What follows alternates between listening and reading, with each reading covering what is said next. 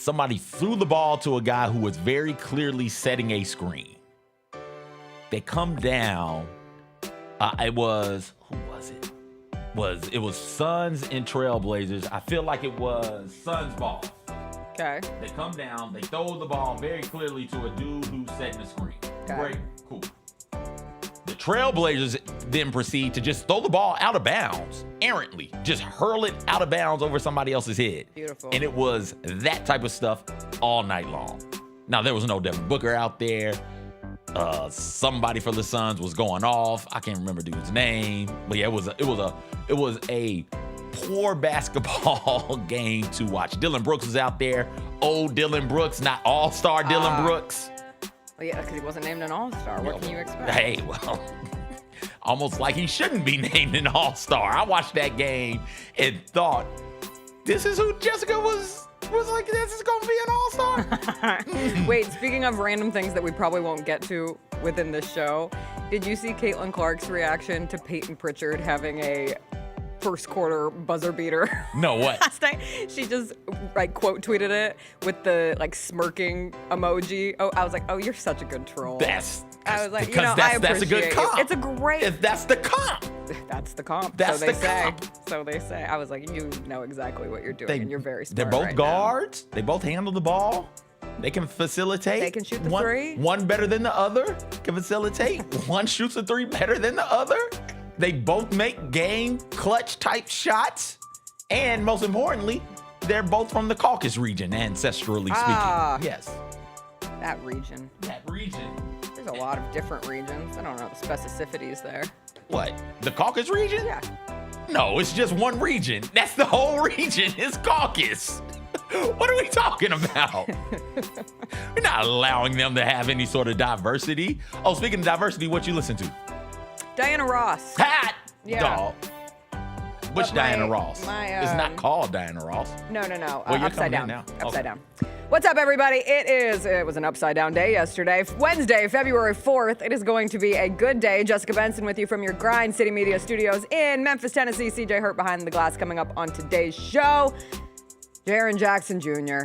traded to the Utah Jazz along with Vince Williams, John Conchar, Jock Landale. We'll have a little group therapy, talk about what it means, what the Grizzlies got back, Jaren's legacy in Memphis. DeAngelo Williams will join us as he does each and every Wednesday.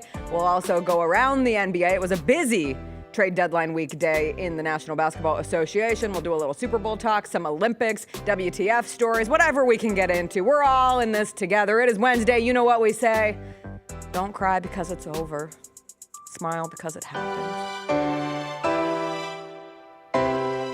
Are you ready to transform your pool into a stunning oasis? At Mainland Pool Service, they're a family-owned business committed to keeping your pool looking pristine all year round. They believe that pool care should be proactive, not reactive, which is why their skilled team handles everything from routine cleaning to complex issues with precision. They prioritize clear communication and personalized solutions to exceed your expectations. Join the Mainland Pool Service family today and experience the difference their expertise and dedication can bring to your relaxation retreat. Contact them now at mainlandpoolservice.com. The long goodbye begins. A very special evening with Journey. Final Frontier Tour.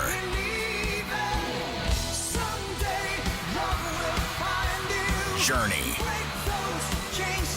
Tickets are on sale now at journeymusic.com. Your chance to say goodbye to the songs that changed our lives. Journey. Final Frontier Tour. Thanks for showing up, Memphis. Nothing beats catching your Grizzlies IRL, and nobody knows that better than you. So next time you want to hit up a game, Ticketmaster's got your back with tickets to every upcoming matchup. Whether you're catching the Grizzlies at home or on the road, you'll find tickets at Ticketmaster, the official ticket marketplace of the Memphis Grizzlies and the NBA. Keep putting that jersey collection to use and get Grizzlies tickets today. There's no better brag than saying you saw it live. See you courtside again soon, Memphis. How are you able to release and have an instrumental song become a huge deal? And I forget who the disc jockey was, but he put the wrong side on. He put the green onions by mistake. and played the B side instead of the A side. No! And that's when the change happened. These people started to call the station and say, play that song again. The Chris Vernon Show, live on weekdays at noon on YouTube at Grind City Media and the official Grind City Media app. Own the 2025-26 Grizzlies season with the 10-game Flex Pack, the ultimate way to catch all the action on your terms. Choose your favorite matchups from intense rivalries to weekend thrillers and customize your pack to fit your schedule. With Pick, you'll never miss the moments that matter most. Visit Grizzlies.com/packs today to build your perfect ticket pack and cheer on the Grizzlies your way. It's your team, your season, and your schedule. So don't miss out.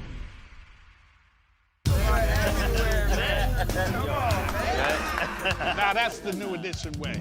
I feel like there's another level we can take it to. What you think, Mike? 2 steps ahead of you, Slick. What's good, bro? What you doing, man?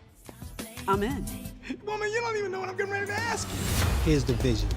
All 3 of us on the same stage every night. Gonna be crazy. No barriers, no separation. It'll be like 9 kings and a queen. The next level starts now.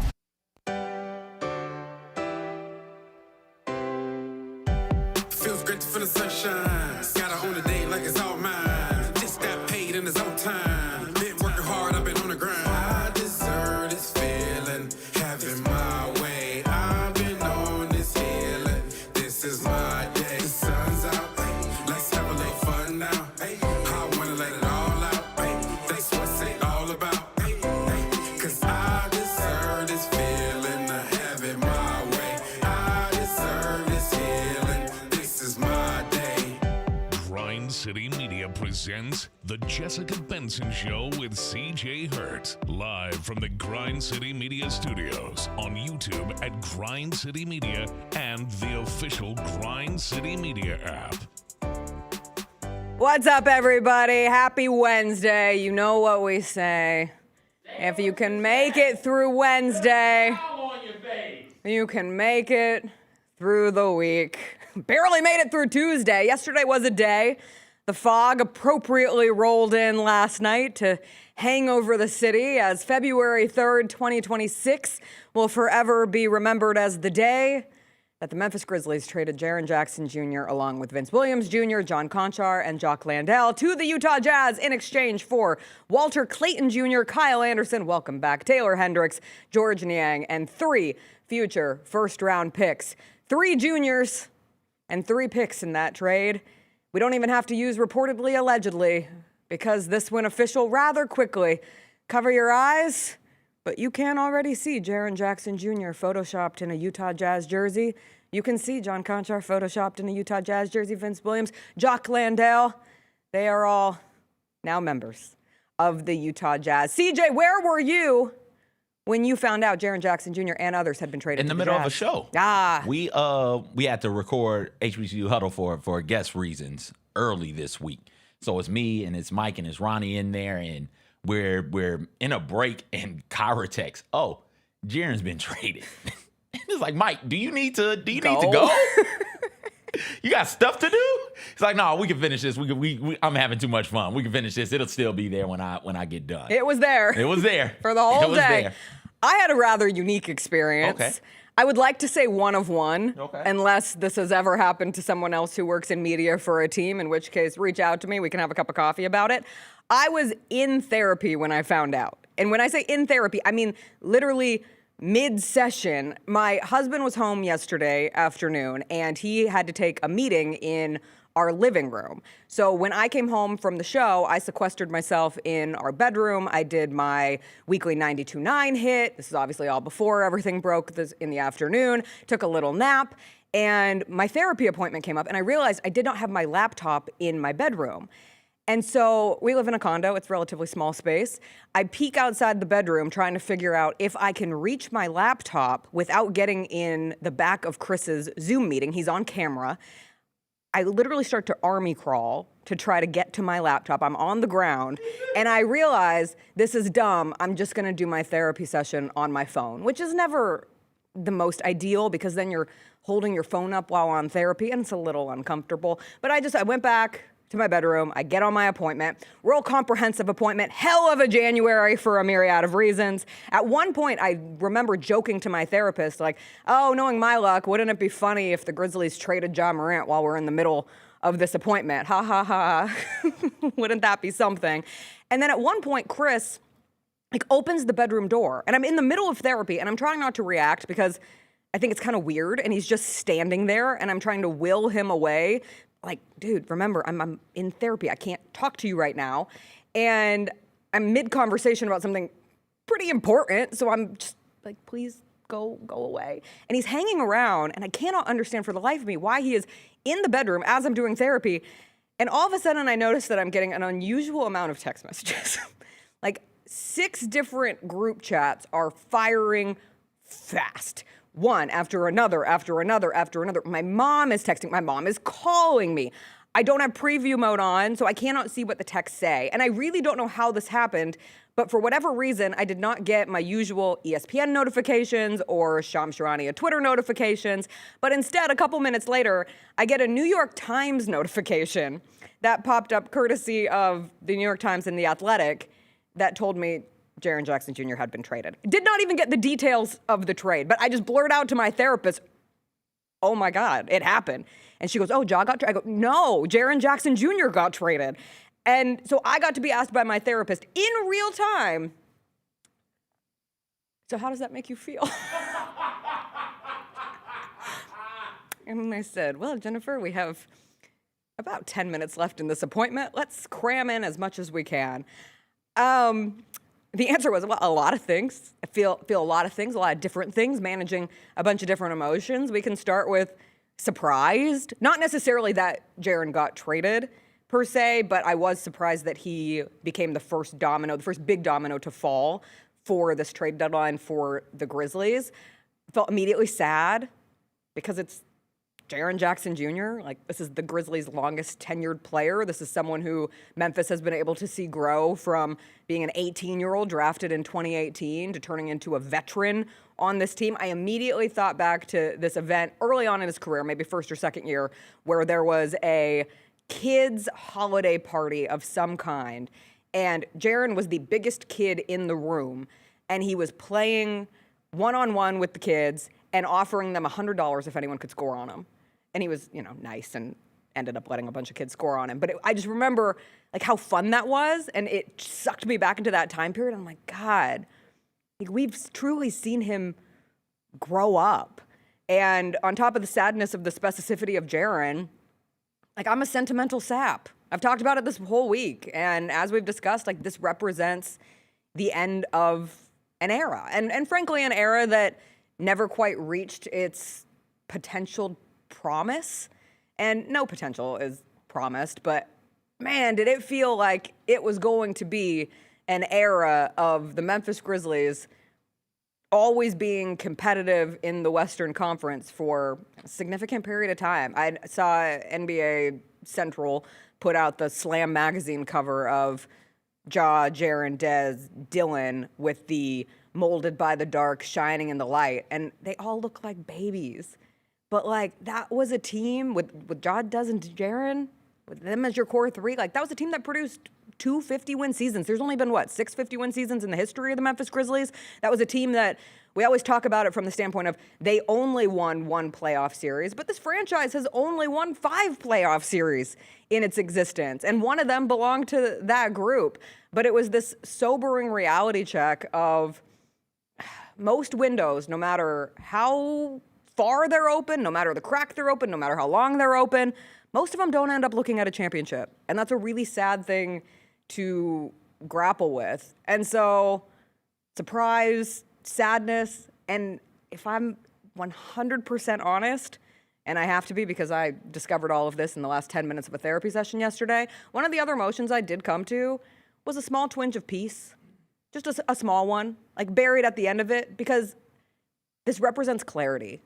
Living in the middle, in the unclear, in the murky, the ambiguity of it all can be its own version of hell, especially in sports when there's no crystal clear direction of where everything is moving forward. This clearly defines the direction that this team is going in, which is moving away from Grizz next gen and starting over, and not completely over. You have Zach Edey, you have Cedric Coward, you have whatever pieces remain after this deadline comes and goes, but it does represent a new era beginning, and that is hard and sad and can be exciting when we get through the original emotions of it. I'll ask you, CJ, how did it make you feel? Whenever the end comes, especially in sports, I try and look back and just be appreciative of the moment. Jaren Jackson Jr., you laid it out so well. He came in to the city as a young man and as oftentimes the biggest kid in the room. And imagine what the Grizzlies were, not imagine, just know what they were at that time. For most of us, we were here for it. That was the end of the Core 4 era. Tony was gone. Zach was gone. Still had Mike, though. You still had Mark, but they were on their way out. And the team wasn't performing at the same type of level. And we've seen this before as NBA fans. We know what it is. All right, this small market team had a good run.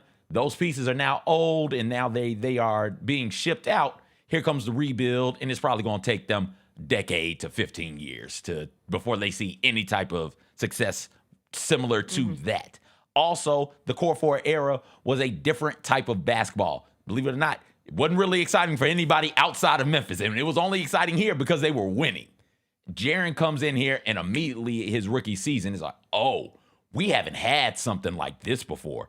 Something like that hadn't been in Memphis. A unicorn. That's what people were calling them, and I guess they still call them. If we were real big on unicorns when Jaren got to the city, and that's what he was. He was somebody who was a giant shot of positive energy, of life into a franchise that was not teetering on anything precarious. I'm not going to say that, but needed that shot in the arm. Jaren comes in like that, and then we see him mature into the man that he is today. Somebody who multi-time All-Star. The Grizzlies hadn't had a whole lot of those in franchise history. Somebody who's Defensive Player of the Year, joining Marcus All. That's it as far as Defensive Player of the Year honors goes. And this is a franchise who oftentimes they don't get awarded those individual accolades, right? And Jaren to get one of those, really, really important, really, really impactful. He'll leave here top 10 in almost every category that matters in franchise history, including, believe it or not, total rebounds and defensive rebounds. The things people really got on to him about. He'll be top 5 in three-point makes, third all-time in blocks, fourth in points per game, first in blocks per game. You know, Jaren Jackson Jr., for me, was one of those rare bigs who could impact the game as a multi-level scorer on the offensive end and be one of the premier rim protectors on the defensive end. So when news came that Jaren was traded, found peace in it.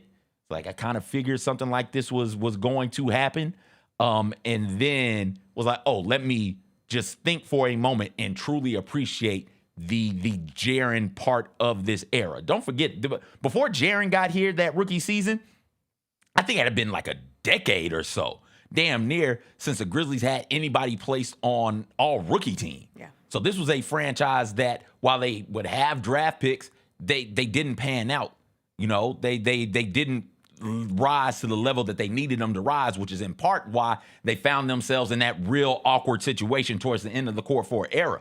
Jaren comes in, and he's the start of a bunch of hits in the draft. Jaren is the start of that. And he, again, energized the city in a really cool way, man. So thank you to Jaren. The Jazz got a good one, and wish them all the best, man. Yeah, on the trade itself, because you go into the legacy of Jaren Jackson Jr. and how much it means to lose someone like Jaren. And on top of the basketball side of things and the energy boost and being the bridge from the Core 4 into Grizz Next Gen, he also was like the ultimate, this is the kind of guy you want representing the city and the franchise. And he always stepped up, and he was the guy who would stand out there at FedEx Forum and welcome fans in at the beginning of a season. He did a lot of charity work around the city as well, some of it out in the open, some of it behind the scenes, but he touched the city in a lot of ways, which is always something very special. And he was an emphatic supporter of Memphis. Like, I saw so many people retweeting old Jaren tweets about how much he loves Memphis, how, you know, what Memphis means to him, what Memphis does to somebody, how it molds you as a person. And that's a special thing. Like, this is a city that oftentimes feels a level of disrespect. And from a basketball standpoint, a city that, free agents aren't clamoring to come to Memphis. And so when you had a homegrown product like Jaren, one of the last, longer interviews that I did with Jaren was for this past year's Grizz Files, and asking him, what his favorite memory in Memphis has been so far. He simply said, it's all I know. This is my professional home. This is all I have known coming out of Michigan State. So this is home for me. This is a place that I care deeply about, and the memories here will always be a part of my life. With the trade, people always want to go, okay, who won, who lost the trade? Who won, who lost? And it's really not that simple, especially when you are a team like the Grizzlies right now. And the truth is, when you are dealing with pick-central trades, you won't know for a minute. You mentioned the different style of basketball from the core four into what it turned into for the Grizzlies the last few years. I'll also mention the different style of building a team in the modern NBA, because with the way that the current CBA works, you as a front office, you got to believe in the roster you have. If you're going to pay that amount of money and you're dealing with the aprons, you have to firmly believe where you are at as a team, and especially around someone who is owed a max contract. And you got to this point where, coming off of the loss to the Thunder last year in the first round of the playoffs, I found myself thinking about Zach Kleiman's comments where he said, we simply can't look back at the series and say, oh, we're close.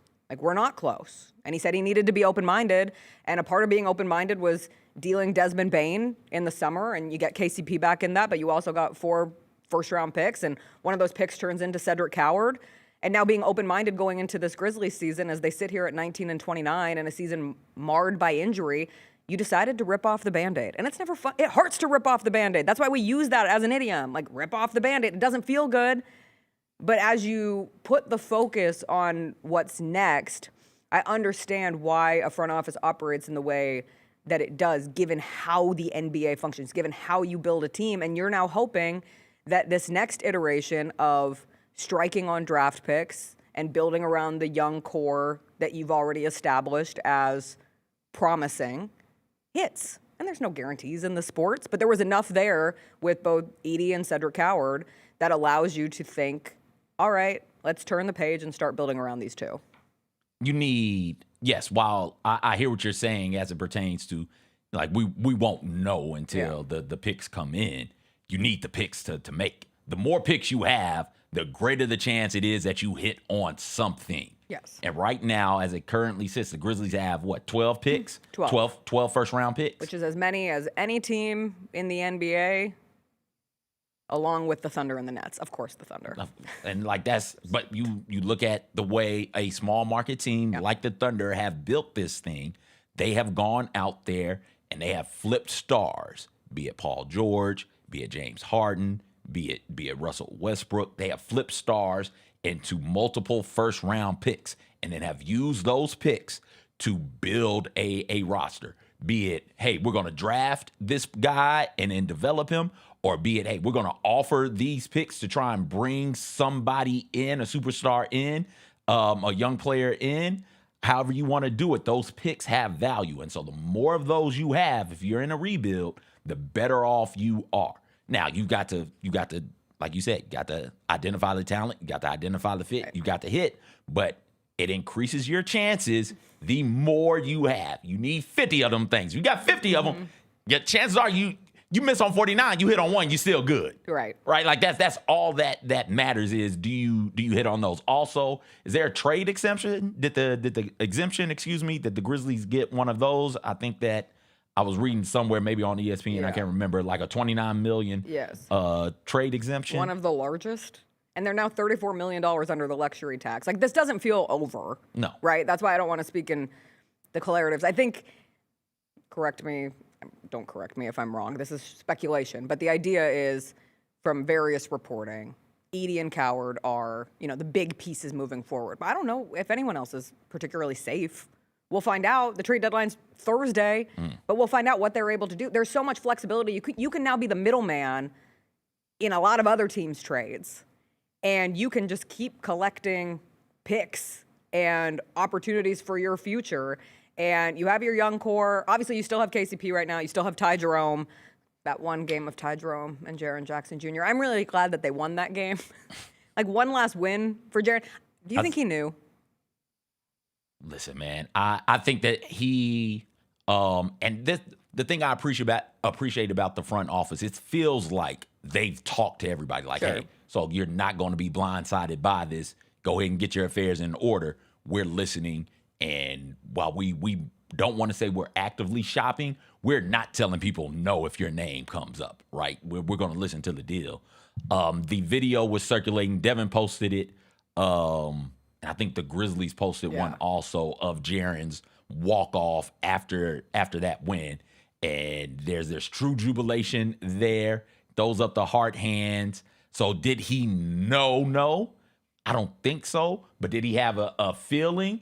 Like, this is a guy who I feel like has a feeling that the end is near. Yeah. Might not know when the end is, might not know where it's going to take him for the new beginning, but I feel like he knew the end was near. I mean, regardless, there wasn't another home game before the trade deadline. Funny enough, get that Jaren Jackson Jr. tribute video ready because the next Grizzlies home game. Do they do one? Can't do one. They have to do something. Just throw the graphic up. And then next Jaren, year. Thank you. And then next well, that's year. when the season actually starts for the Utah Jazz anyway. I saw somebody say, can that John Conchar anterior triangle injury be contagious for Jaren and Lauri Markkanen the rest of the year? Because they're going to have to be real creative in how they don't win games. The Jazz, because, okay, one of the things, well, first of all, when I saw that the Jaren trade went through, my first thought, because I didn't have the details, I literally just had Jaren traded and was trying to go through the motions of that. Did the Grizzlies get Lauri Markkanen? And then I was kind of disappointed because I had this fantasy at the beginning of the season, a weird one. I didn't articulate it. Fantasies are weird. Sure. Yeah. I really like Lauri Markkanen. And I had this idea of Lauri and Jaren and Zach Edey. And Lauri Markkanen's Finnish. And Tomas Isola, head coach of the Memphis Grizzlies, is Finnish. And there's always, Lauri's always one of those guys kind of in the trade rumor mill. And I was like, I'd be intrigued by what that would be. Now we'll see Lauri Markkanen and Jaren Jackson Jr. and Walker Kessler next year for the Utah Jazz. Kessler's obviously out this year, but I do find the Jazz piece of it very interesting. That Jazz lineup, next year, there'll be one dude out there, the starting five, one under 6'9".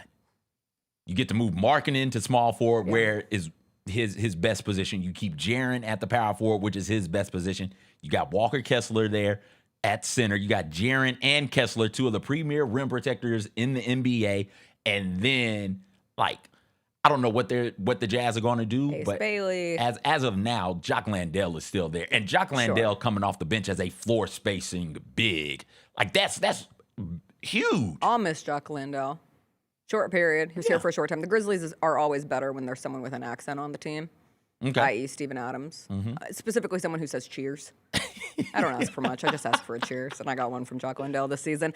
I actually think one of the underrated parts of that trade for the Jazz, and we'll get into the players that the Grizzlies got along with the picks, but Vince Williams Jr., that's somebody that you could look back on and say, oh, that was a huge difference maker for this team. I wish that Vince hadn't had to be a part of the trade. When I saw that, I said, ooh, that's disappointing to me. I understand maybe sweeten the deal on their side. Also, John Conchar, finally. Long live Jitty. He made it through a lot of transactions. He made it through many transactions. I saw Vernon shared this morning the memory of him telling the story about Jalen Wells seeing him at Miss Cordelia's and him not realizing that John Conchar was his teammate, which is one of the best John Conchar stories of all time. John Conchar, Hall of Famer, as of last weekend. Purdue Fort Wayne Hall of Famer, has a day named after him. He sure was.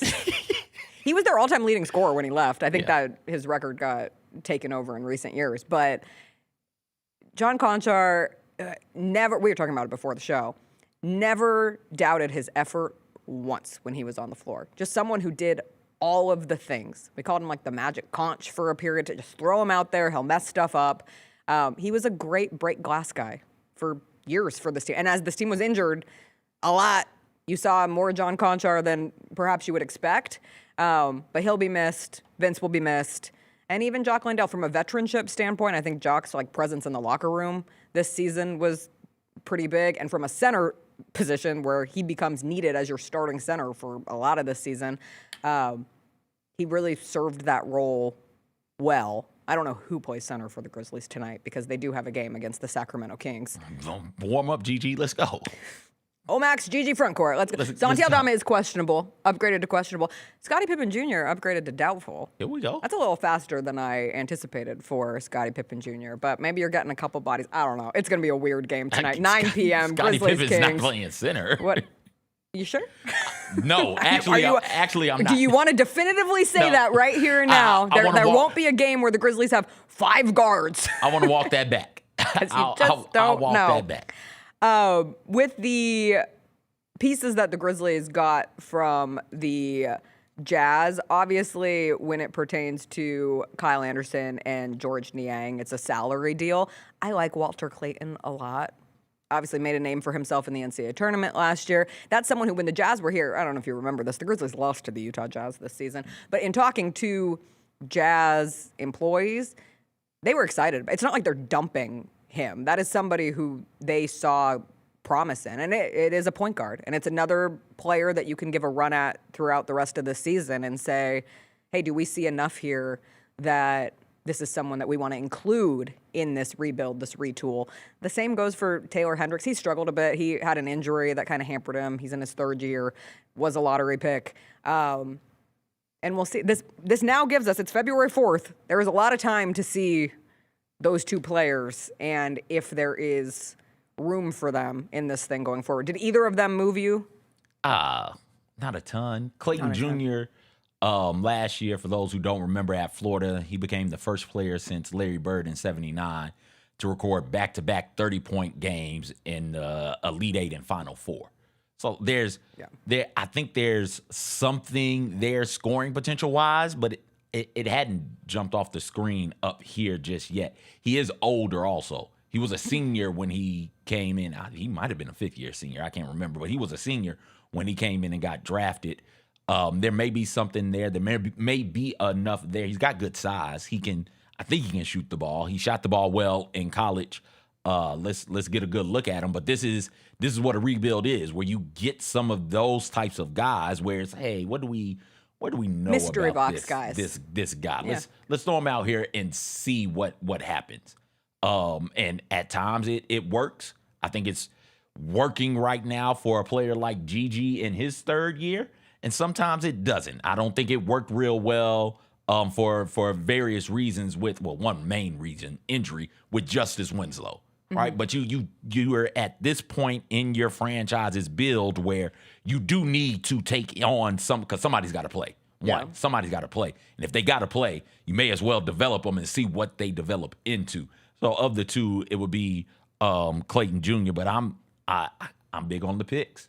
Give me all the picks you can give me. That's where it's difficult to tangibly say, like, did you win a trade? But you got the picks, and like you pointed out, the more picks you have, the more opportunity. Now, they don't have Utah's 2026 because you know who has Utah's 2026. Thunder? Of course. Only if they land outside the top 8 in the lottery, though. Got you. So, again, the triangle injury. Everybody has a case of the triangles. How bizarre. Everybody went to Utah and caught a case of the triangles. I hate when that happens. But you do look at it from the lens of the picks. And going back to the Desmond Bane piece of it, like when you make the decision, and I don't think the decision was officially made when Desmond Bane went off. I think there was a genuine opportunity of, hey, let's see if Ja and Jaren can be the foundation of this team. Mike brought this up at the start of the season. Right. Yeah. And it played out. And the 2 timelines led them to, all right, let's start this thing over because we cannot, with good confidence, I'll say, with 100% confidence, say this can be built around Ja and Jaren and the availability. And I know the only reason the Grizzlies won the game against the Timberwolves the other night, Jaren Jackson Jr. There was one difference between Saturday's or whatever day they first played and the second game, Saturday and Monday. It was Jaren Jackson Jr. So don't have like that focal veteran point, but you got to the point where you just decided it's not going to work around those 2. And we'll see what happens with Ja the rest of this week. And listen, it all goes back to really the playoff loss to the Lakers and then the jaw suspension coming out of that offseason and everything that transpired, and then the shoulder injury, and then the season of injury hell. And it's been a rocky road ever since. Like, that's just the fact of this team. And that's disappointing and that's sad, but that is where they stand. And so you look at 4 picks for Dez, 3 picks for Jaren, that's 7. And different teams' picks. And that's the other thing. Yes, like that's getting important. the diversity in picks. So, like, everybody's not going to be good. Like the Suns, the Jazz, and I forget who the other teams are, but the Magic, right? The Nets, I think they got something from them in one of these deals, right? All of those teams aren't going to be good. We have the list. What's the list? So they own a first-round pick in the next 7 years, 2026 to 2032. 2026, obviously more favorable of Magic or Phoenix, which we talked about. 2027, top 4 protected first from Lakers. 2027, most favorable first of Cleveland, Minnesota, or Utah. 2029, top 2 protected swap with Orlando. 2030, unprotected first from Orlando. 2031, unprotected first from Phoenix, and then 6 seconds. That you name, 6, 7 different teams. All of those teams. Right. Somebody's going to be in the damn lottery one of those years. Somebody's going to be anybody. There. Somebody is. So, like, you've given yourself enough picks and enough different teams' picks to almost guarantee at least one additional lottery pick, if not more. Like, that's big. That's huge in a rebuild. And listen, even if you don't use that pick, even if you say, okay, something crazy happens. Something's like, oh, whatever this thing is right now, it works. We just need X. We need to go out there and find that. And that is available. Well, now we have these picks here. We can throw those picks there, get that player to come in, and still have a plethora of first-round picks behind should we need to make that move. So that's the thing that's gotten me the most excited. I do enjoy when NBA teams go out there and just pick horde. Yeah, I mean, we talked about it with the Thunder for a year, and still are talking about it with the Thunder. If you're a small market, that's how you have to do things. If you're a small market and you've got a star, superstar, something like that, and you want to keep that player in your market, you don't want to give up other great players actively on your roster. Well, the next thing you have, the next tangible thing you have is picks, man. And there's always going to be a team looking to move on from a star player or a good player or a solid rotation player. You just have to pride away with them. And if you got enough picks, you go ahead and do that. The Magic example. Magic. We're a shooter away. Is there a shooter available? That guy there? Well, we don't want to give up Mo Wagner. We don't want to give up Banchero. What can we give up? Picks. There we go. Here you go. Take 4 of them things. Take 3 of them things. Here you go. Take 3 of them and call me in the morning, man. Yeah, I think it was Sam Vecini. I apologize for someone else, but brought it up on his show yesterday. Just the idea of when you're a small market team and your star doesn't pan out into being the forever star, and I'm not saying that Ja Morant is still not a star. We saw the game in London. We saw the response. Like, there is still superstar energy around Ja. We just haven't seen him play enough in recent years here in Memphis. But then that turns into all right, you have to go by way of the draft of the future. And by way of the draft of the future is by way of picks. And guess what? It is a good year to be bad in the NBA. There are a lot of teams that want to be bad this year. So in terms of putting out a lineup tonight against a Sacramento Kings team that is hard to lose to, you have a better chance tonight. And every loss, I'm not saying this team is tanking, because you're not tanking if you're bad. If you're just built to not win games. Yeah. That is just how your roster is now built to function the rest of the way. But it is a good year for your roster not to be built to function to a lot of wins, because you have a generational draft ahead where you are hopeful that you are going to get not 1 but 2 potential hits. And nothing is guaranteed. No hits are guaranteed. But you sure hope that the odds are in your favor for a draft that people are talking about.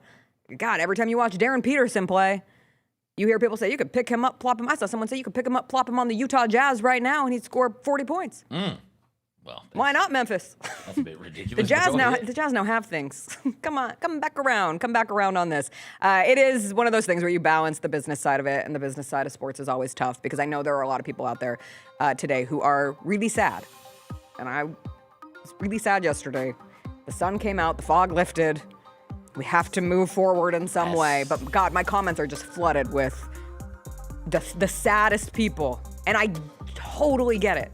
Every now and then we talk about this. I'm not a professional sports fan. I can't do it because of this. Because of the emotions? Because of this part right here. I can't imagine losing somebody and knowing that I need to lose them also, right? Like knowing that, hey, it's just not working. Right. That's a different type of sports hurt. I know in college they're gone. They're gonna be here, especially this day and age. They'll be here for a year, then they're about a year at minimum. They're out after a year if they're any good.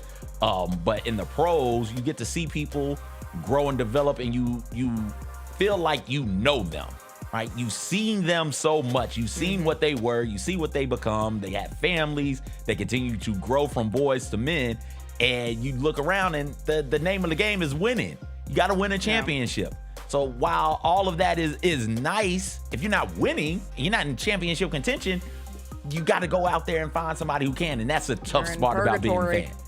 Yeah, sports purgatory I did wear is awful. This jacket, not purposefully because it's rented, because you know I rent all my clothes, but I did think it was a very Jaren-esque jacket. Those jackets are gonna hit in Utah. Oh, Park City and Jaren Jackson Jr. could be a very nice partnership. I hope he likes dirty sodas, though. You familiar with dirty sodas? Made with ice cream? Or made with liquor? No. God, it's Utah. I forgot. The Secret Lives of Mormon Wives things. Come on. Or Real Housewives of Salt Lake City. Secret Lives of Mormon Wives. They drink dirty sodas. That's literally why. I think, is it Chick-fil-A that's doing dirty sodas now? Yeah, it's a whole phenomenon.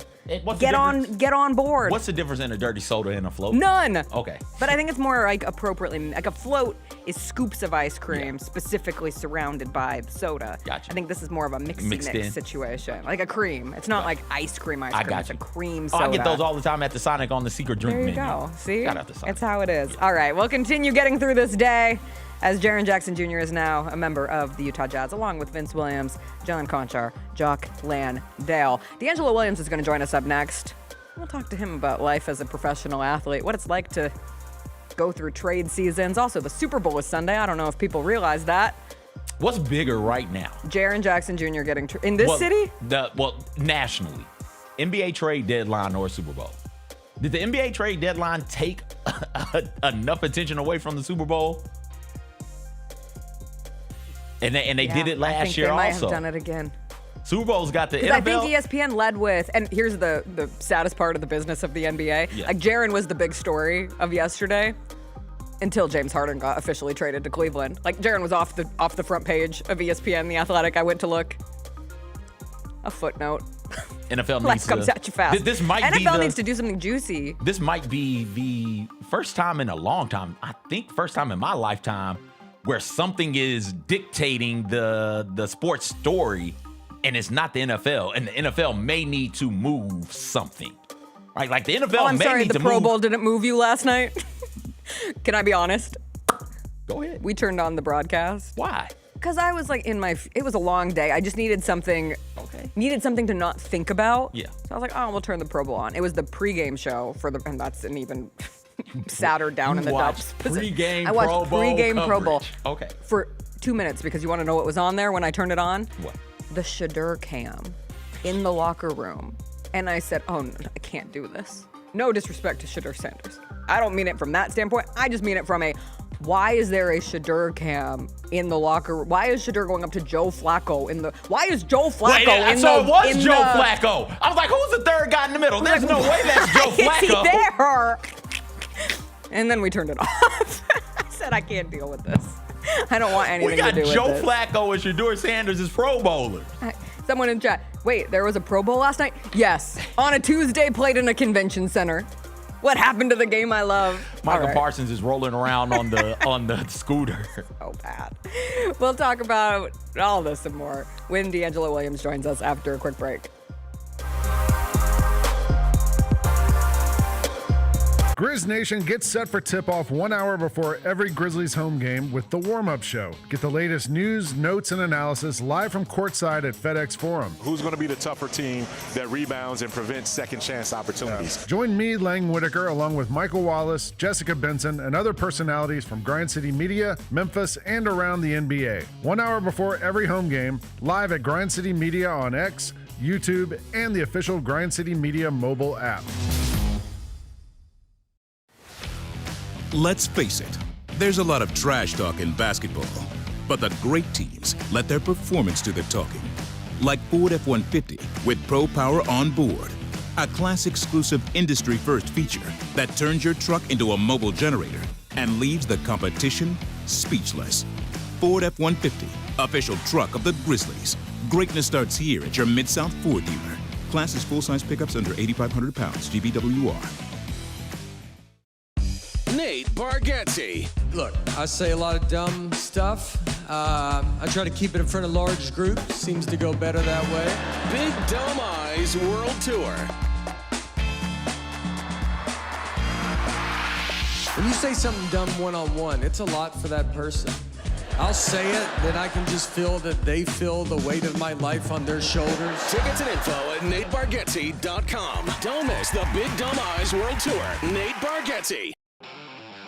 Thanks for showing up, Memphis. Nothing compares to catching your Grizzlies IRL. And that all starts with buying tickets at Ticketmaster, the official ticket marketplace of the Memphis Grizzlies and the NBA. Ticketmaster gets you to the game so you can catch every highlight. Put that jersey collection to use for the next game and get Grizzlies tickets at Ticketmaster. Whether they're here at FedEx Forum or on the road, Ticketmaster's got your back when it comes to scoring tickets. And there's no better brag than saying you saw it live.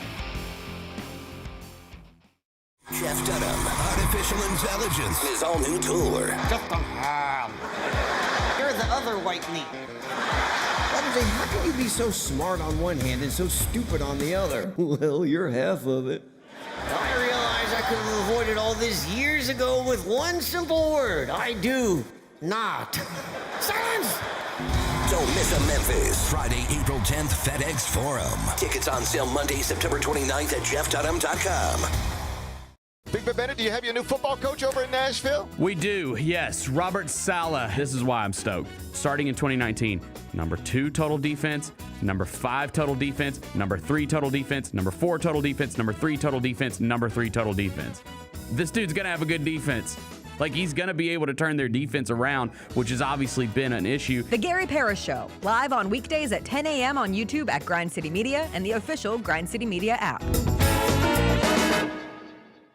Sonic Radio. Welcome back to Sonic RNDIO. That spells radio with me, the CIO. This just in, the new Sonic $1.99 menu lets you build a crave-worthy meal for just $1.99 an item, whether that's a creamy shake, crispy tots, or a quarter-pound double cheeseburger. This just out. Ostriches. They're mean, not very cute, and in my opinion, way too big for a bird. Don't miss the Sonic Fun 99 menu. 5 items, always $1.99. Live free, eat Sonic. Tax not included. See menu for details.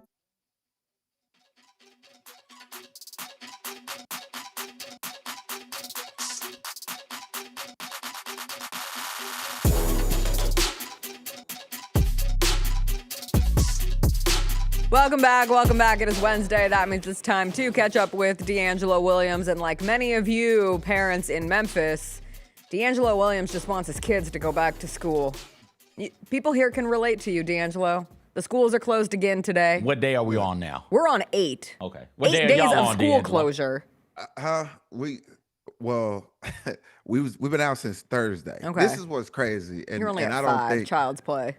my kids, they don't understand, and I don't think they'll ever understand. Because my son yesterday, he got up and he was like, "Hey, Daddy," he had a whole list of stuff for us to do, and I'm like, "Hey, man, I still got to go to work. Like, y'all, just because y'all out of school." And I remember when we were out of school as a kid, we finna clean up the whole house.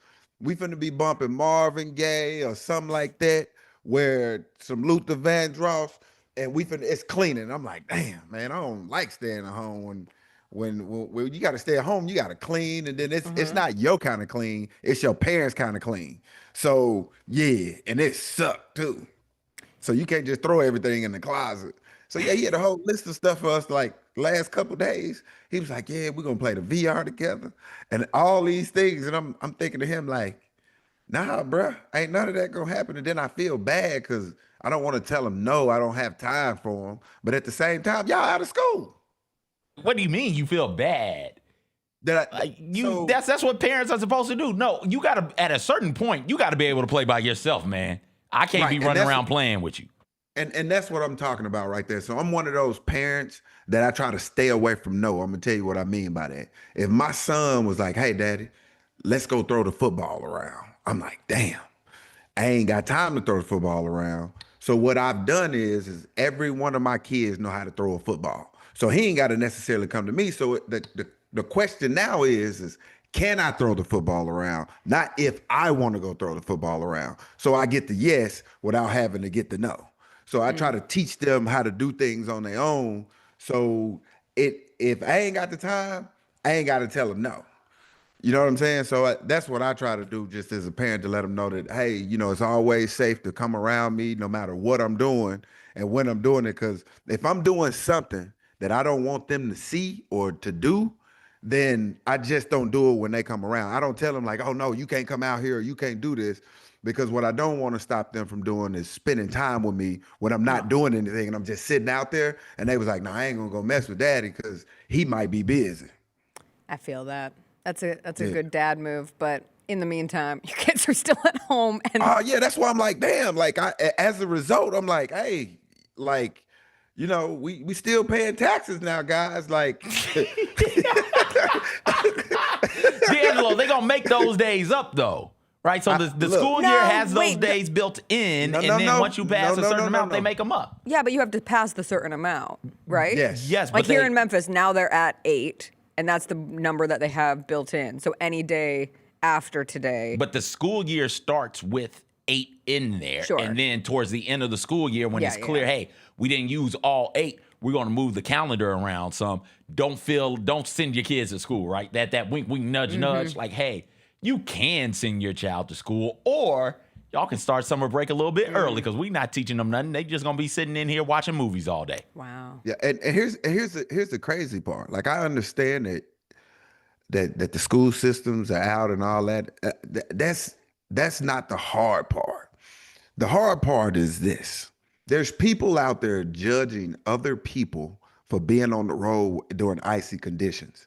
But they know that kids at home been snacking people ass to death. So we got to run to the grocery store because they all hungry. My kids eat, I don't know how they survive at school, because they eat 36 times here at the house, but they only eat once at school. So I'm like, what would you be doing right now? Like, if you was in, like, how you've eaten 13 damn Reese's Pieces. Kids always find ways. I'm in the schools occasionally. Those kids always have a snack. Like, there's always like a teacher who brings snacks or a friend who brings snacks. They always either have like Cheez-Its or Gushers or something that you can snack on, or Takis or whatever it is. So I feel like the snacks are plentiful. At a certain point in my life, my dad, I would ask my dad, like, hey, it was undergrad. I was like, hey, I need money. I need to buy snacks.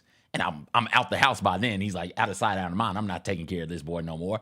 He was like, yeah, what's going on? You ate today? I said, yeah, I ate. He said, you only need to eat once a day. And I'm trying to explain to him what's going on. He's like, yeah, okay, I see what your problem is. I see what's going on. You not hungry. You just like that full sensation. You just want to be satiated. No. And then hung up the phone on me. And that was it. So in my house, we ate. In my family, I got family members who don't believe in lunch. So they will eat breakfast and they will eat dinner. We'll be like, oh, what's for lunch? Like, oh, no, we don't eat lunch in this house. We don't even have lunch food. And their whole thing was, you not starving, you not hungry. You just like being full. You just like the satiation. Whole, like, 3 meals a day. Yeah, no, we not doing that. Yeah. So it's good on you for trying to feed them all those times, DeAngelo. Because in our house, again, if we ate all the food, we grocery shopped once every 2 weeks. So that food needs to last 2 weeks. If you eat all the food by day 7 of them 2 weeks, you was just hungry them last 7 days. You were just starving for that week. I don't know what to tell you. DeAngelo, I have a question for you. Yeah. You were never traded, right? No, I got cut. Okay. But you went through And how does that make you feel? I'm back to my therapist chair. And how did that make you feel? Well, I kind of saw the writing on the wall. Okay. It's not the cut part that hurt. It's the process of the cut part. Like, I don't think the person on the other end, there's no right words to tell somebody like, hey man, we don't want you. Mm-hmm. Like, and then tell you at the same time, there's somebody out there that do want you. Like, can you imagine being married and then that person sit down with you, hadn't did anything wrong? Like, you don't feel like you've done anything wrong. And they just like, look, it ain't you, it's me. And D, you were a big deal in Carolina. For them to sit you down and be like, hey, bro. Hey, like it's time. It's not you, it's me. We just need to explore our options. Like that had to have been hard in some ways, right? It was, but because at that point you got to figure out, all right, because you're 9 years one organization. Now you got to figure out, okay, do I want to go somewhere else or do I want to shut it down right here? Do I want to keep going? Do I want to stop? I'm getting older now. I got 4 kids. Like, how do I want to attack the rest of life? And then after the 9 years, you kind of assessing your health and you're like, okay, I got out of this thing pretty much unscathed. Should I go and shut it down? And you're like, nah, I got it. And then you go to 2 years and then you get all beat up and you're like, damn, I probably should have shut it down when I said I was shutting it down. Because you don't ever know when to stop until you stop. Right. Yeah, I was curious because here in Memphis, the big story is that the Grizzlies traded Jaren Jackson Jr. to the Utah Jazz, and it's trade deadline season. And it just, I imagine from the standpoint of being a professional athlete, just like the unknown of trade season, or if you're going to get cut, or just like not knowing where you're going to be, and then those conversations being as difficult as you just said. Like, there's nothing anyone can say. Like, at the end of the day, it's, hey, we don't think you're it anymore. Right. Didn't we ship Mike Conley ass to also the went Jazz to Utah as well. Yes, good that's point. what I'm saying. Like, I'm just trying to figure out, like, okay, if that's what we're doing, I'm okay with that, because I'm not thinking that Utah gonna win a championship anytime soon. So they're not going to win one this year. I think we can confidently say that. They do become more. Utah hasn't been relevant, really, since moving off from Donovan Mitchell and Rudy Gobert. And they've kind of just been in tanking, rebuild perpetuity for however many years that's been now. I do think adding Jaren to the mix and the pieces around him that they have there with Lauri Markkanen, they have a player named Keontae George who's on track to maybe be most improved player this year. Like, there's enough exciting potential there that the Jazz saw it as a chance to add one more piece that might make them competitive. I'm not saying the Jazz are going to win a championship anytime soon, but they're going to be more competitive. Every year the season starts and it's like, all right, well, we're trying to figure out what team is what, but we're pretty sure the Jazz are trying to lose games again this year, right? And I think they move out of that position next year. But it is fascinating that it was the Jazz where Mike Conley ended up getting traded to. And now when you're closing the chapter on this current iteration of a Grizzlies era, it is also to the Utah Jazz. Very similar. Mike Conley, height of the game. We was like, oh, yeah, and they traded him. I was like, whoa, hold on. What? Whoa. But, I mean, to each his own, I guess. I find it interesting because I want to see what they're going to do. We got 3 first-round picks that came from it. Like, no offense, but I think I would have got rid of them too for 3 first-round picks. 3 number one. That's the other weird 3 thing. number ones. That's the other weird thing about this time of the season. 3 number ones. Like, as a player, you're Jaren. You like, okay, you're going to Utah. All right, fine. What did y'all get? Right. What did y'all get? What did it cost? Was it worth it? What you get? Are people gonna say it was worth it? Like it's I'm sure it's emotional. I'm sure it's sad in a lot of ways. There's also some excitement in there. But you, as a hooper, you've got to feel like, oh yeah, they wanted 3 firsts for me. And 3 of my teammates, but it was really, it was really for me. They wanted 3 firsts for your boy. Do you think Desmond Bain called him and was like, hey, I got 4? Good luck. I got 4. Yeah, I bet he did. right? Like that. In jest. I bet. But he like did. a little, Yeah, just like, so you remember, just in case you forgot. We're keeping score. Just for people keeping count at home. And I don't think they sent anybody else with me. It was just 4 straight for me. For KCP, Cole Anthony, and 4 firsts. Yep. That was a blockbuster when it happened. No, it is. It's just such a weird, like when sports teams like shift identities, right? Because for fans especially, and I mean for the team itself, like it does become a nucleus. I always get annoyed when we talk about things as like a family, but there is a familial element to it. And fans become so accustomed to seeing those faces that they feel like they know them. And so then there's this huge emotional response from fans. Like when you got cut from Carolina, like what was the fan response at that point? It was time. Okay. So you reached the end of the road. You boys well, can end it. It was, that's what they were saying. Like you obviously, so I'm gonna take it back and I'm a bird walk a little bit. So LeBron James, the only thing I feel like LeBron James, and I'm not talking about basketball or anything like that, in terms of reshaping fandom and how people fan around, he took it from a team to a person. Yeah. So that's the one thing that I could say that he did. He single-handedly, I think he helped him and being able to bet on certain players with these prop bets, not necessarily these prop bets, well, fantasy football or fantasy basketball. Like you make them fans of the person, not fans of the team. So there's a lot of people that are fans of just those people. So whenever they go to a team, I'm with them. And as a result of it, people on other teams want that player because they know I can sell tickets, I can get merchandise, I can get things of that nature. So when I was playing, that was when LeBron was working it. So when it was just next man up because they were still fans of the team. So everybody that were Carolina Panther fans were Carolina Panther fans. Like the people, I'll never forget this. When Tom Brady went to Tampa Bay, everybody had a Tampa Bay jersey. I'm like, bro, you a Tampa Bay fan? No, I'm a Tom Brady fan.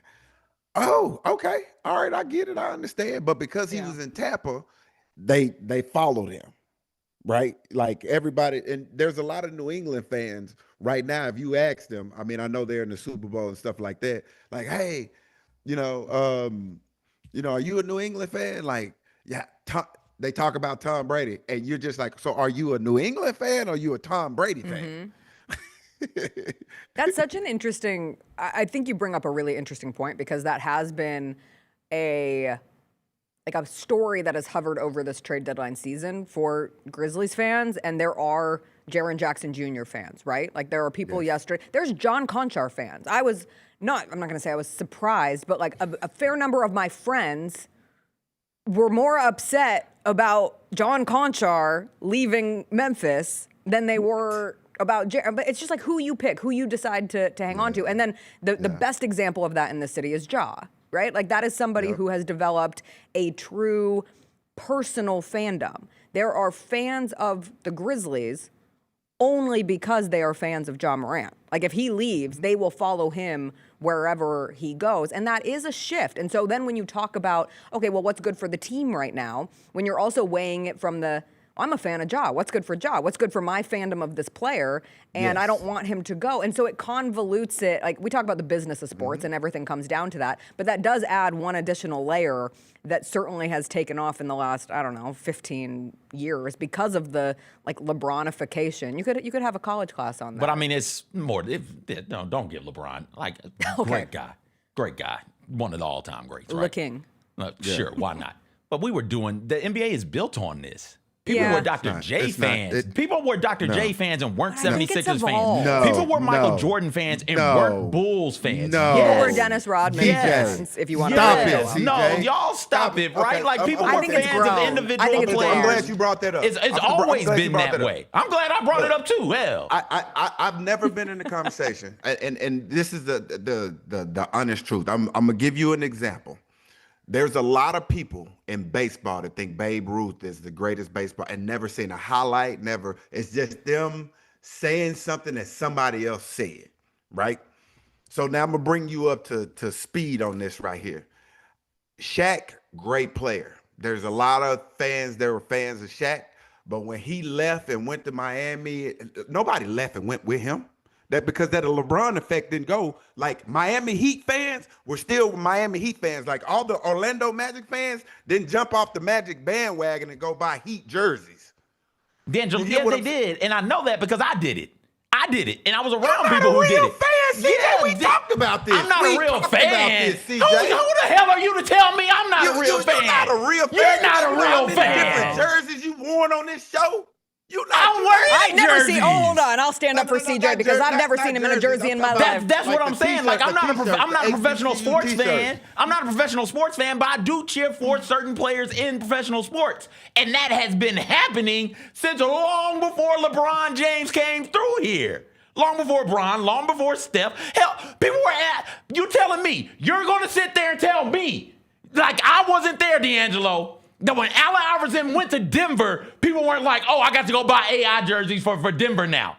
Right? Yes, they did. If you are a superstar of a certain caliber, people follow you where you go. You're telling me Joe Montana, nobody went from, oh, okay, he's a 49er, now he's a Chief. I got to go with Joe Montana. Yeah, because you're a 49ers fan. You're a 49ers fan. Yeah. There were people who were just Montana fans, though, DeAngelo. Like, we could give LeBron James credit for whatever we want to give him credit for, but not for this. Not for that. No. You got to understand what I'm saying, CJ. Let me bring you back. This is why it's different. Okay, this is why it's different. In order for me, Shaquille O'Neal, when he went to the Orlando Magic, nobody knew that Shaq was going to do the things that he did coming out of LSU. So the only people that followed Shaq in Orlando was Orlando Magic fans. Then obviously, people that played against them was like, oh, man, this guy is good. So in order for you to be a Shaq fan initially, you had to be an Orlando Magic fan. What I'm telling you right now, the LeBron effect, you ain't got to be a fan of none of the teams. It's wherever he goes and you're there with him. That's the difference. You bring up the Jordan component of it is really solid for your argument. I do want to add one layer, like why it has evolved. And I won't credit LeBron. I will credit social media. I will credit the accessibility of the biggest names in sports, where you are now in touch with them. You don't just have to watch the game. If you were watching SportsCenter for Jordan highlights, that's where you got the extra content. But other than that, you were trying to watch the Bulls games. Now you have LeBron on Instagram, LeBron on TikTok, LeBron on his podcast, LeBron's agent on his podcast. You have so many different ways of adding to your obsession. And like, that's what fandom is. I don't mean that in a derogatory way. Like, it's obsession. Like, these are things that we fill our times with and entertainment and people that we really care about. So it just shoots it into a different dimension. I'm not saying like, this isn't a greatest of all time debate. This is simply a matter of like how media has changed the game. Media has changed. Yes. LeBron James is a product of said media changing. I follow Maybe that. That's what it is. I follow that. That makes sense. Because even Tom Brady, Tom Brady continued to grow from a Brady fan standpoint because he split, and LeBron kind of did too. Like, they were part of that changing media cycle. Like, they're a great example. Nowadays, though, you have like a Patrick Mahomes who gets such power so quickly, not just because he wins Super Bowls, but because then you see him everywhere. Like, I think of someone here, like to bring it back to niche players, and I think it's fair to call John Kocher a niche player, respectively. Like, for us in Denver, and it's a bigger player than that, like, everyone was obsessed with Birdman when he played for the Nuggets, right? Like, everybody wanted a Chris Anderson jersey. Like, those were just, but that felt like a very localized. It didn't expand outwards. Well, just for the record, it hit us in Nashville. Okay, good. But you got to remember, Birdman had the hair and the tattoos, right? Like he had the whole thing going on. I don't want to say aura because I don't mean it in the kid kind of way, but like he had the aura at swag, that time. or whatever. I can tell you. I could tell you who was probably one of the first players for me where I transitioned over, because I was an Orlando Magic fan before the Grizzlies came in, because of Penny Hardaway, Shaq, that whole crew Nick that Anderson, they had Horace over there. Grant. Yeah. Right. But before Orlando Magic, I was a Gary Payton, Seattle Sonics, Supersonics, Perk, all them. You know what I'm saying? So with that being said, the first player that I saw that made me jump ship, and it happened at the dunk contest, was, please tell me, y'all, the greatest Dominique? dunker of all time. The greatest Me? dunker of all. Shaq. It was a lot of good dunk contests back then. Shaq, Sean Kemp. Who are you talking about? Whoa. Vince? Okay, so who is the greatest dunker of all time? Yeah, I don't know. Carter? Absolutely. Tracy McGrady. okay. There's nobody. Vince Carter. There's nobody that's better. Jason Richardson. I mean, I don't know. I didn't Vince know Carter, where you were I going. think, was the first one to send people Jason in a Richardson's frenzy a good because one, but yeah, I think when he Vince was is doing when he was doing his dunks and they were unique and they were different, everybody wanted to go do it. And it was like, hey, it was kind of like that Kobe thing when everybody shot the thing. When they did a crazy dunk, it was like, oh, that's Vince Carter, man. He did that last night at the dunk contest. But I don't think it was still strong enough to push him into that LeBron, to that Tom Brady, to that kind of field. Because again, social media wasn't where it is today then. Which is a shame because now the dunk contest is just. Imagine if we had the good dunk contest. Yeah. Who's not even doing it anymore? I had a person tell me, man, one of my homeboys, and this is something that I'm telling y'all that happens all the time in black communities. When that white dude won the dunk contest, they was like, we can't have nothing. And I was like, hold on. Wait. Wait, what? These were great dunks. It doesn't matter what he is, where he come from, how it is. They was like, it's a shame that we can't get. And I was like, I'm not having this conversation. This is not a conversation that we should be having. These guys are all NBA players. They all go out and do what they supposed to do. And they was like, no, I'm just telling you that if the dunk contest was like it used to be, where all our stars came and participated, we wouldn't be hearing about this guy. And I was like, I don't know. Those are some really good dunks. Why your face is like that, CJ? Because he never would have had the chance to be in the dunk contest. Exactly. So never would have had just another, to your point, just another example of mediocre whiteness coming in, taking opportunities from black people during Black History Month. That's all I'm saying. DeAngelo, we got somebody from your high school in the chat. Wants to know real quick your favorite high school story. Favorite high school story? Or any high school story. I don't know. I've been hit a lot, so I've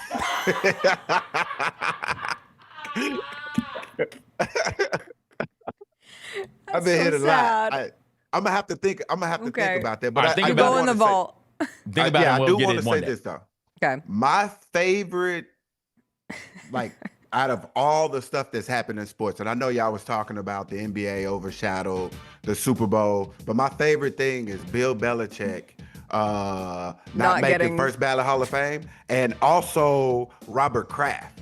And it's funny because for a very long time, and I don't think y'all remember this, we were trying to figure out, okay, who's doing the winning? Is it Tom Brady? Is it Bill Belichick? Or is it Robert Kraft? Like, is it the combination of all three? Like, we got to figure out who is the first ballot Hall of Famer.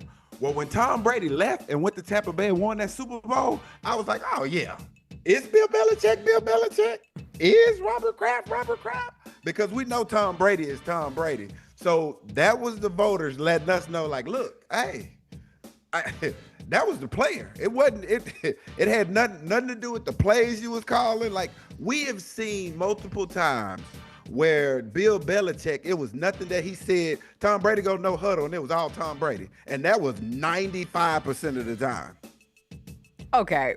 Don't we think that the real reason why Bill Belichick and Robert Kraft aren't first ballot is nothing but pettiness? It's petty. I like it. I'm fine with it. I'm not saying I'm against it. Is Kraft not in? Yeah, no, Kraft not in. That's what I said. Kraft and the didn't Kraft make it. one They is both wild didn't because he's now orchestrated the Patriots back to the Super Bowl. All right, we don't have enough time, but let's open the third eye here. I think they caught so much flack Paulie and them caught so much hell for the Belichick of it all. Eric, we can't have They're like, hey, we can't have Kraft get in. Like that, there's no way we can have Robert Kraft. People will not show up to prominent people will not show up to the Hall of Fame if we have Kraft get in and Belichick not. When can Brady be up? 2 years? I don't know. 2? Yeah, he gonna be first ballot. There's no question. The problem is when he went to Tampa and won that Super Bowl. I know it gave him one more that's notch. He did it without Bill Belichick. If Kraft and them do it without him in this Super Bowl, like come on, guys. I think they should. I think they should make all three of them go in at the same time. 3 dudes who do all not have get to along. Stand up there. This is our getting along shirt, and it's their. You think Hall of Fame. they play the long all game? go in at the same time. They playing the long game. One word answer on your way out. Who Okay. you taking in the Super Bowl? Seahawks or Patriots? Seattle, it won't be close. All right, DeAngelo, we'll catch up with you next week. We'll see you then. Just Bye. remember, Seattle Broncos. That's what it's gonna be. When Seattle beat the hell out of the Broncos when they had Manning, because their defense is just so strong. Actually, I don't know if you know this because though. I If was you look at the Patriots and everybody that they on played. drugs, yes. Okay. They played 17 games this year. There's only 3 teams that they played that still have their coaches. Everybody else fired their coaches. All right, we shall see. Strength the schedule alone. Thanks, DeAngelo. I hope your kids go back to school. Bye. I'm praying they go back. Hope ain't enough. That was DeAngelo Williams. He joins us every Wednesday. That was the Beyonce halftime show, right? When the Seahawks beat the hell out of the Broncos. I can't remember which one that. I don't think it was. I can remember. I don't think it was. That might have been Bruno. We'll take a break. We'll come take a back. break. I'll investigate. We'll talk a little Super Bowl on the other side, some WTF stories, massive Olympics news. And we also have to get more into the NBA trade deadline. We got a lot to get into. It's trade deadline season. It usurps everything. We'll be back after a quick break. Was it Beyonce? I think it was. I think you're right. Now I'm sitting on it. Because I was devastated to miss it. The heaviest metal credit card of all time. Rumored to be one of only 18 in existence. Plated with the very same tungsten that forged the International Space Station. And wielded at business dinners like a samurai sword. It's a classic corporate power move. But the real power move? Having end-to-end visibility on your most critical shipments. FedEx, the new power move. Kroger shoppers and Grizz fans. Want exclusive last-minute discounted ticket deals texted straight to you? Sign up with the new Kroger Buzzer Beater deal. Fans can sign up by texting Grizz to 636-479 or visit your local Kroger store in the Delta Division and scan the QR code. By signing up, you agree to receive recurring automated promotional and personalized marketing text messages from the Memphis Grizzlies. Consent is not a condition of any purchase. Message frequency varies. Message and data rates may apply. Grizzlies fans, dunks, dimes, and no-looks are great on TV, but nothing compares to catching them IRL. And that starts with buying tickets at Ticketmaster, the official ticket marketplace of the Memphis Grizzlies and the NBA. Ticketmaster gets you to the game so you can catch every highlight in person. From seeing your favorite Grizzly stars up close to hearing the squeak of the sneakers on the hardwood. Put that jersey collection to use and get tickets at Ticketmaster. There's no better brag than saying you saw it live. See you courtside, Memphis. How are you able to release and have an instrumental song become a huge deal? And I forget who the disc jockey was, but he put the wrong side on. He put the Green Onions by mistake and played the B side instead of the A side. No! And that's when the change happened. These people started to call the station and say, play that song again. The Chris Vernon Show, live on weekdays at noon on YouTube at Grind City Media and the official Grind City Media app. Jeff Dunham, Artificial Intelligence, his all-new tour. You're the other white meat. How can you be so smart on one hand and so stupid on the other? Well, you're half of it. I realize I could have avoided all this years ago with one simple word. I do not. Silence! Don't miss a Memphis. Friday, April 10th, FedEx Forum. Tickets on sale Monday, September 29th at JeffDunham.com. The Grizzlies are proud to team up with Prime Global Group, a company on a mission to redefine real estate investment. By leveraging deep experience, strategic insight, and robust resources, Prime Global Group is shaping a smarter, socially responsible future. Whether you're an investor or simply curious, now's the time to explore innovative strategies that align with your values. Join the movement and discover how you can be a part of this exciting evolution. Visit primeglobalgroup.net to learn more and connect with the team today. That's primeglobalgroup.net. Grizz Nation gets set for tip-off 1 hour before every Grizzlies home game with the warm-up show. Get the latest news, notes, and analysis live from courtside at FedEx Forum. Who's going to be the tougher team that rebounds and prevents second chance opportunities? Join me, Lang Whitaker, along with Michael Wallace, Jessica Benson, and other personalities from Grind City Media, Memphis, and around the NBA. 1 hour before every home game, live at Grind City Media on X, YouTube, and the official Grind City Media mobile app.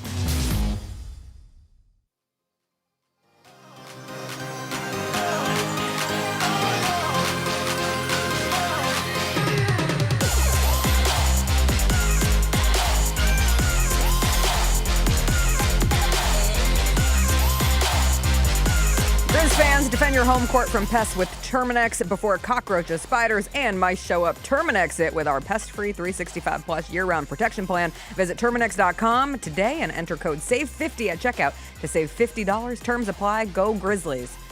Couple thoughts? What happens to the billboard? Oh, that comes down this summer.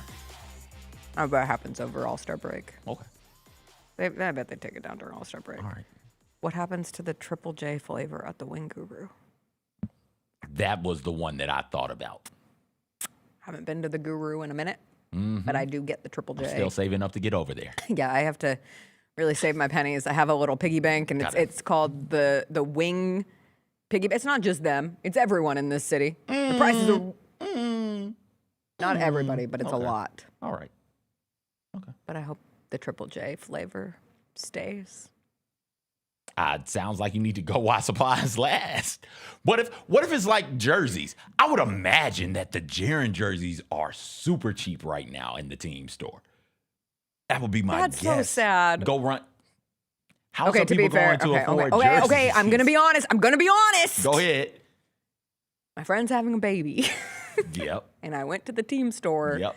on whatever day the Timberwolves game was. Yeah. And they had those like really cute little Ja Platinum, like toddler / young kid baby jerseys. Mm-hmm. And I held it up. And I said, what if? Yep. I was like, I cannot pay for this right now. That's just being smart with my money. I can come back. When LeBron James had Braylon Edwards traded from the city of Cleveland, I was in Jackson, Tennessee, and they had all of the Braylon is coming off of a Pro Bowl, maybe even an All-Pro year. Okay. Michigan graduate, one of my favorite Michigan players of all time. They had Braylon Edwards jerseys up front for like $15. Regular price $150, $160. I was like, oh yeah, I got to get me some of this. Time. Yeah. Feet to the fire, in the words of John Roser. He likes to put our feet to the fire on the double post, and I say, great, burn them off. Not giving you an answer. Just let those dogs go. Does it happen today? What? Ja. No. Would you also like your feet to burn off? You trying to burn off black men's feet? All right. No. Black History Month means nothing to you people. Stop it. Just gonna tie me to the stake and set it on fire. All right. Stop that's it. Cool. No, I think that there's a bit more haggling to do. And finagling around the league. Finagling. I'm a finagle. You're a finagle. We've had this. Tomato, tomato, potato, potato. Nobody says tomato. I've never come across anybody who says tomato. You've never met a Brit. Yeah, no, I haven't. Why would I kick it with them? Aren't they the ops? Because they have good accents. Aren't they the ops? Didn't we? I don't know. I think ass? we became the ops. We whooped that ass though. Like we had a whole war over I love a disliking proper them. British accent. Oh, do you? Tomato. Okay. That's how they say it. Tomato. No, but I think there's like everybody wants to get the most out of everything, all sides. You want to exhaust all options. Yeah, so I think those options will continue to be exhausted. Mm-hmm. But I think that now that the Jaren piece of it is done, and you're looking at the core that was Jaren, Ja, and Bane, right? And you've got one left. You look at those other two. You got 7 firsts for those other 2. So I think that you can be, if you look around and you say, hey, at the start of this, with these 3, we wanted to get X amount of first round picks, and you've got 7 of them already. I think that might make moving the last one of those a bit easier to swallow, because you can package it to fans as, hey, these 3 players. Don't look at it from, hey, what did we get for him? You have to look at it as the collective. Look at it from the collective. And as a collective, we got X amount of draft picks. Sure, we only got blah for blah, but from the others, we got this, that, and the third. So I think that it happens tomorrow. We will see if the Giannis of it all happens today, if any other wild trades. There was a tweet last night that was like, a big out-of-the-blue trade is coming tonight.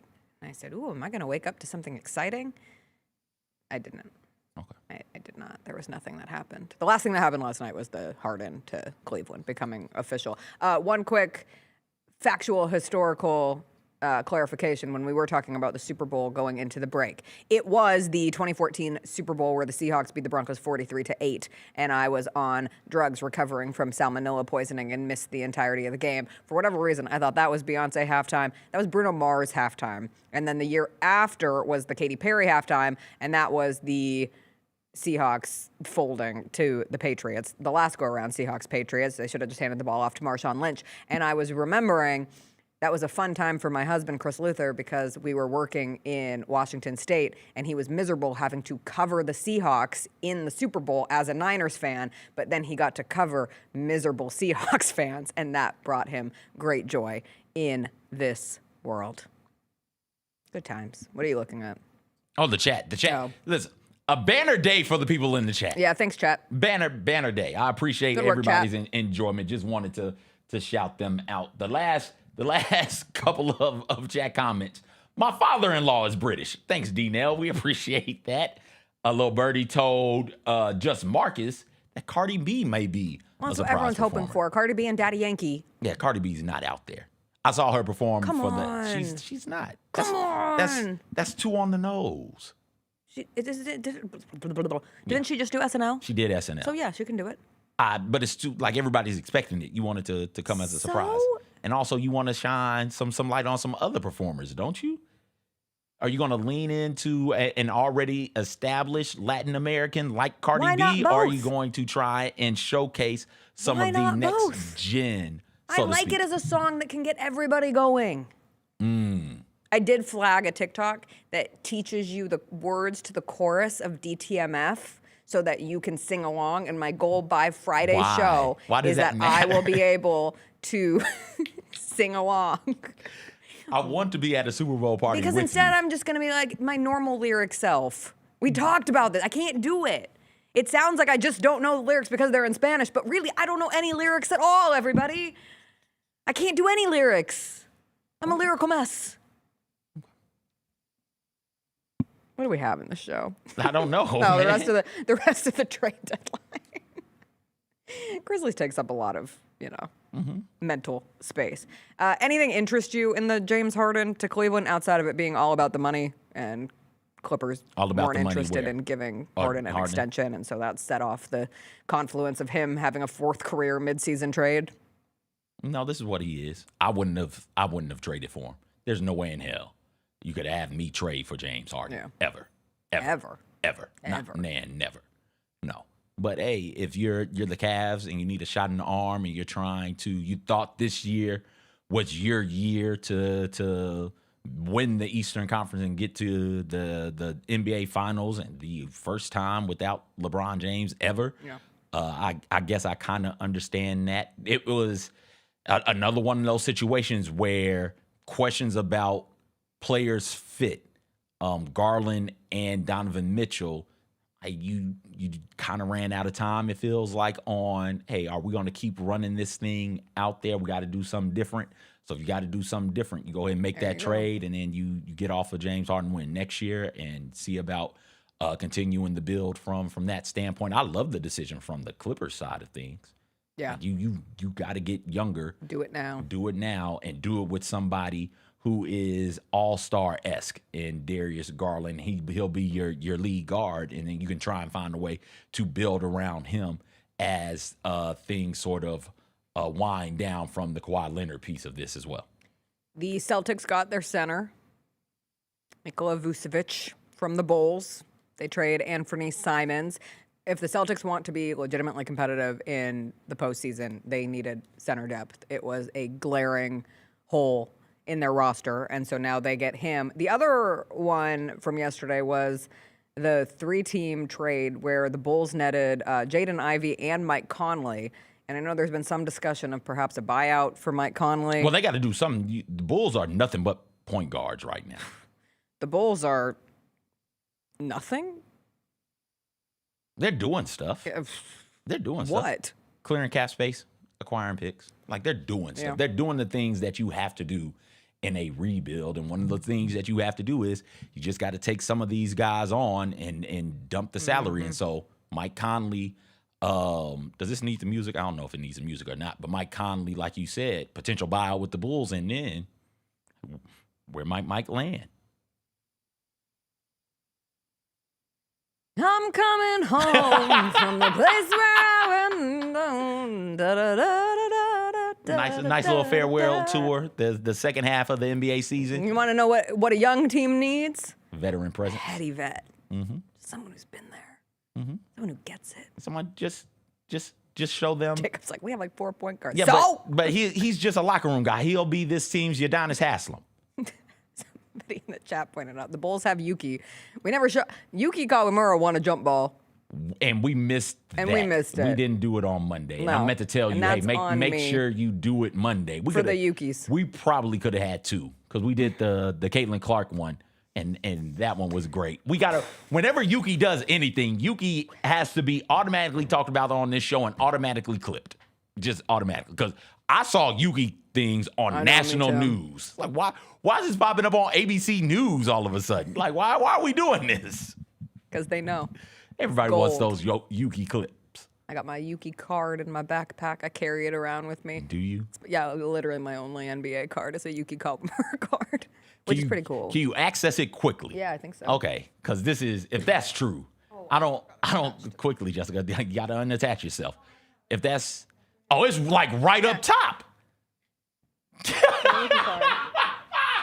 Shout out Yuki. Shout out Yuki. You know, one and only. Okay. Now I gotta put it back. Just sit it on the desk. Anything interest I don't you from the wanna forget trade it. deadline? No. You think they move on from Draymond? Oh yeah, I said to Chris on the way out the door this morning. I said,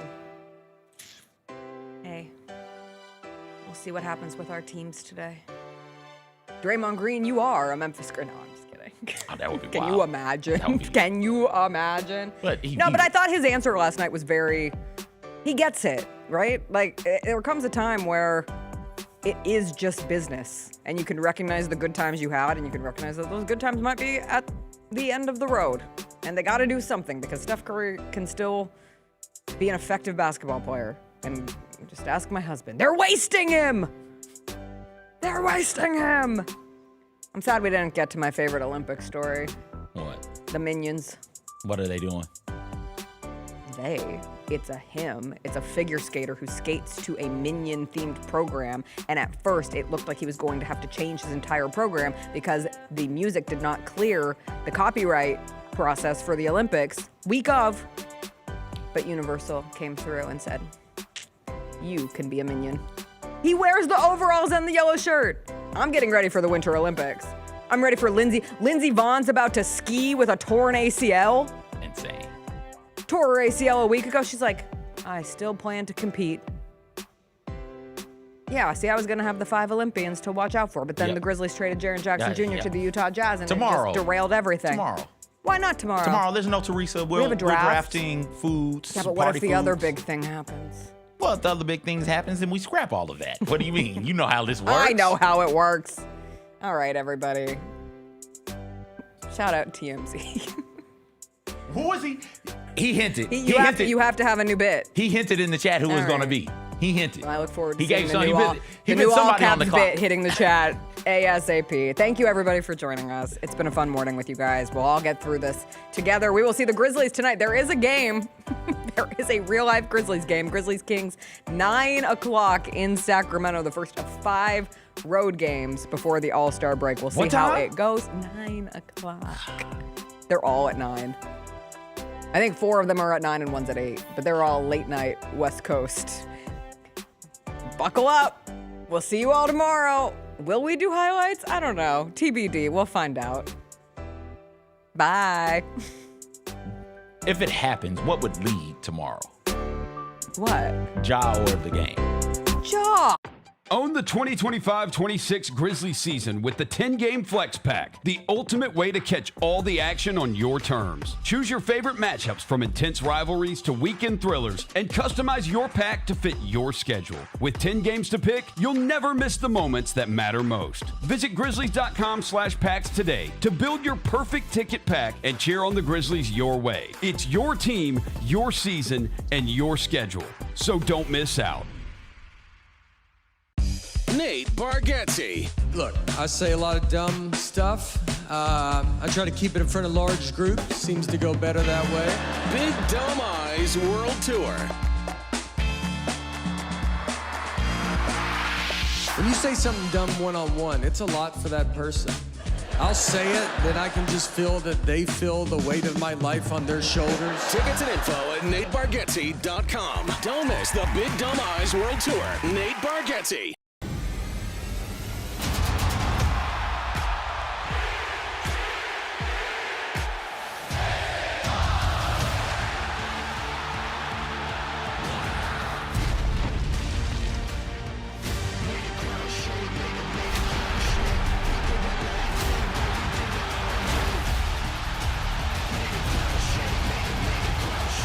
Memphis, Monday, February 16th.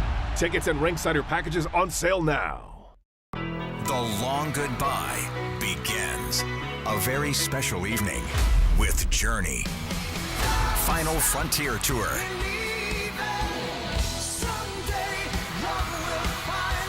Journey. Tickets are on sale now at journeymusic.com. Your chance to say goodbye to the songs that changed our lives. Journey. Final Frontier Tour. Big Ben Bennett, do you have your new football coach over in Nashville? We do, yes. Robert Saleh. This is why I'm stoked. Starting in 2019, number 2 total defense, number 5 total defense, number 3 total defense, number 4 total defense, number 3 total defense, number 3 total defense. This dude's going to have a good defense. Like, he's going to be able to turn their defense around, which has obviously been an issue. The Gary Parrish Show, live on weekdays at 10 a.m. on YouTube at Grind City Media and the official Grind City Media app. Sonic Radio. Welcome back to Sonic RNDIO. That spells radio with me, the CIO. This just in, the new Sonic $1.99 menu lets you build a crave-worthy meal for just $1.99 an item. Whether that's a creamy shake, crispy tots, or a quarter-pound double cheeseburger. This just out. Ostriches. They're mean, not very cute, and in my opinion, way too big for a bird. Don't miss the Sonic Fun 99 menu. 5 items, always